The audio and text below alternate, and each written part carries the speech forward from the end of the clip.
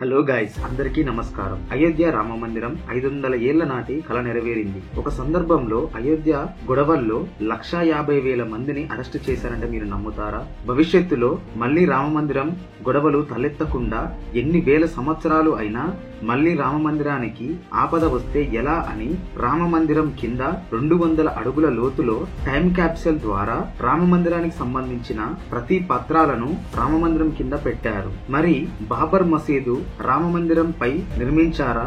బాబర్ మసీదు ఏ సందర్భంలో కూల్చారు? అయోధ్యలోని రామ మందిర్ విశేషాలు తెలుసుకుందాం. అలాగే పురాణాల్లో ఆయుధ్ అనే రాజుని శ్రీరాముని పూర్వీకులుగా చెప్పుకునేవారు. అలా అయోధ్యకు ఆ పేరు వచ్చింది. గౌతమ బుద్ధుని కాలంలో ఈ నగరాన్ని పాలీ భాషలో అయోయాగా అని పిలిచేవారు. అయోధ్య చరిత్ర చూసుకుంటే భారతదేశంలోనే పురాతన నగరంలో ఒకటి. ఇది సముద్రానికి 305 అడుగుల ఎత్తులో ఉంటుంది. ఉత్తరప్రదేశ్ ఫైదాబాద్ జిల్లాకి 6 కిలోమీటర్ల దూరంలో ఉంది. శ్రీరాముడు అవతరించిన ప్రాంతం ఈ అయోధ్యనే. ఒకప్పుడు కోసల రాజ్యానికి ఈ అయోధ్యనే రాజధానిగా ఉండేది. శ్రీరాముని కాలానికి వెళ్తే దశరథ మహారాజు పరిపాలించేవాడు. ఆయన దూరదృష్టితో పాటు రాజ్యంలో ప్రజలను ప్రేమగా చూసుకునేవాడు. అక్కడ ప్రజలు దశరథుడిపై ఎంతో నమ్మకం కలిగి ఉండేవారు. దశరథ మహారాజు రాజు మాత్రమే కాదు, మహర్షి కూడా సమానము. ఆయన సత్యంతో ధర్మముతోనూ రాజ్యాన్ని చాలా చక్కగా పాలించాడు.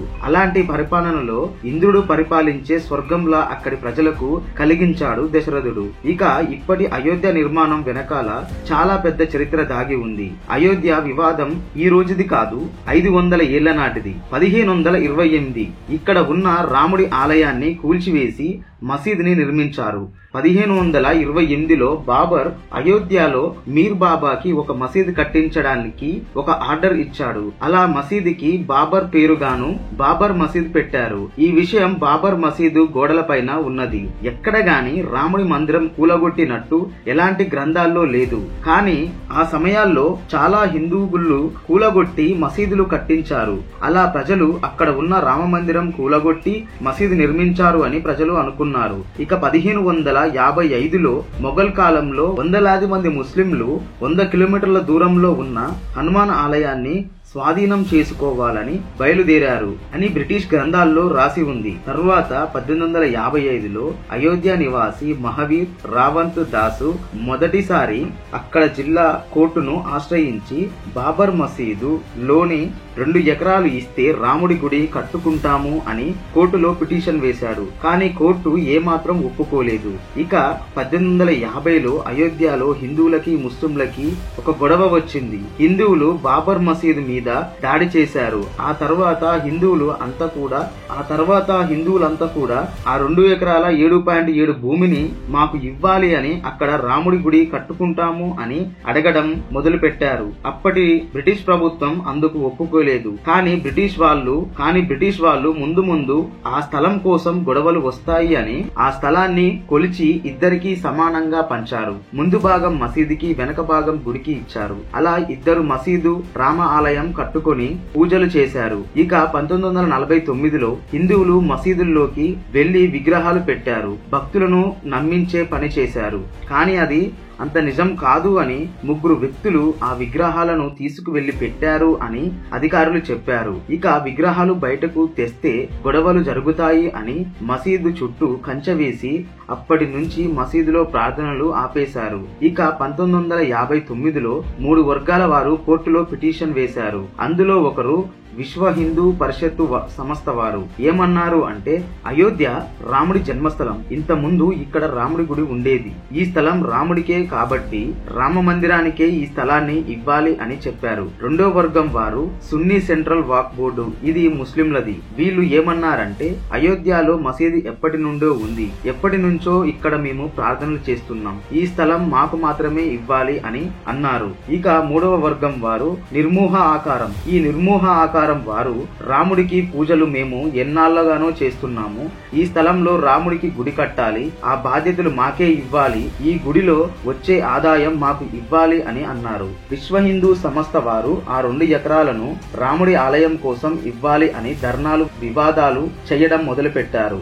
అందుకు సపోర్ట్ గా బీజేపీ పార్టీ వాళ్ళు సపోర్ట్ గా నిలిచారు. ఇక విశ్వ హిందూకు సపోర్ట్ గా బీజేపీ దేశ వ్యాప్తంగా రథయాత్ర చేసింది. ఈ రథయాత్రకు బీజేపీ అధ్యక్షుడు ఎల్కే అద్వానీ మొదలుపెట్టారు. వేలాదిగా ఇందులో పాల్గొన్నారు. ఈ యాత్రను 10,000 కిలోమీటర్లు చేయాలి అని గుజరాత్ నుంచి మహారాష్ట్ర, హైదరాబాద్, ఆంధ్రప్రదేశ్ రాష్ట్రాల మీదుగా వెళ్తూ విశ్వ హిందూ సంస్థ వాళ్ళు ముస్లింలు హిందువుల దేవాలయాన్ని లాక్కొని మసీదు నిర్మించారు అని స్లోగన్లు చేస్తూ వెళ్తున్నారు. అద్వానీ గారు రాముడి స్థలం రామ మందిరంకు ఇచ్చే వరకు ఈ దేశంలో హిందువులు ప్రశాంతంగా నిద్రపోరు అని చెప్పారు. ఆ తర్వాత అద్వానీ 1983లో అరెస్ట్ చేయడానికి పర్మిషన్ వచ్చింది. అద్వానీని కస్టడీలో ఉంచారు. దాంతో పాటు బిహెచ్పి నాయకుణ్ణి అరెస్ట్ చేశారు. అయితే విశ్వ హిందూ వాలంటీర్లు రథయాత్రలో అయోధ్య వైపు వెళ్లారు. ఆ సమయాల్లో పరిస్థితి చేజారిపోతుంది అని ఉత్తరప్రదేశ్ ముఖ్యమంత్రి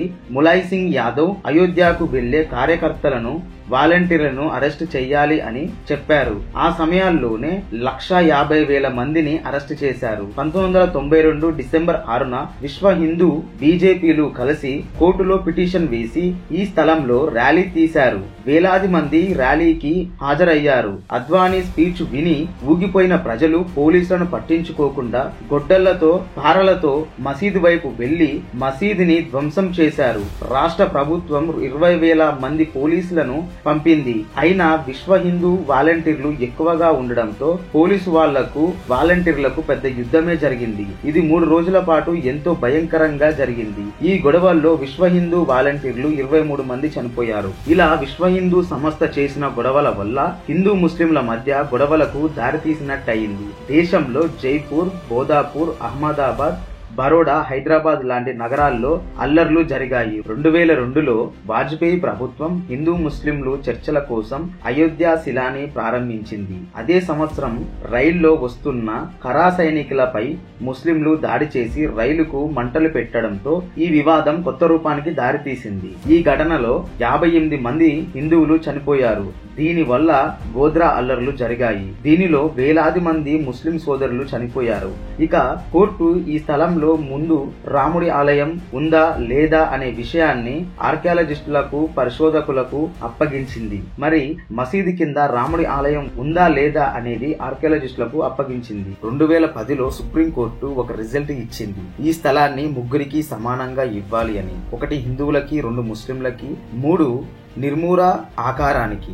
అయితే ఇది ఎవరికీ నచ్చకపోవడంతో మళ్లీ అందరూ కోర్టులో కేసు వేశారు. ఇక సుప్రీంకోర్టు ఆ స్థలం గురించి తెలుసుకోవడానికి ఆర్కియాలజికల్ సర్వే ఆఫ్ ఇండియాను నియమించింది. ఇక సర్వే పూర్తి అయినాక ఆ రోజు రానే వచ్చింది. అదే 2019 నవంబర్ 9. ఆ రోజు అన్ని వాదనలకు తెరలేపేలా ఒక రిజల్ట్ వచ్చింది. అది ఏంటి అంటే ఆర్కియాలజీ సర్వే ప్రకారం ఆ మసీదుని ఒక హిందూ దేవాలయం కూల్చి కట్టారు అని, ఆ స్థలం శ్రీరాముడి పేరున ఉంది అని, ఈ స్థలం శ్రీరాముడికి చెందింది అని కోర్టు తీర్పునిచ్చింది. అలానే ముస్లింల మసీదుని హిందువులు కూల్చారు అని, అయోధ్యలోనే 5 ఎకరాల స్థలాన్ని వారికి నచ్చిన చోటున ఇవ్వాలి అని సుప్రీంకోర్టు నిర్ణయించింది. ఇక నిర్మూలాకారానికి ఆలయ నిర్మాణం ట్రస్టులో ఏదైనా మంచి పదవులు ఇవ్వాలి అని కోర్టు తీర్పునిచ్చింది. ఆ తర్వాత 3 వర్గాల వారు ఈ తీర్పుని ఒప్పుకున్నారు. ఈ కేసులో ఉన్న 23 మందిని నిర్దోషులుగా వదిలిపెట్టారు. ఇలా అయోధ్యలో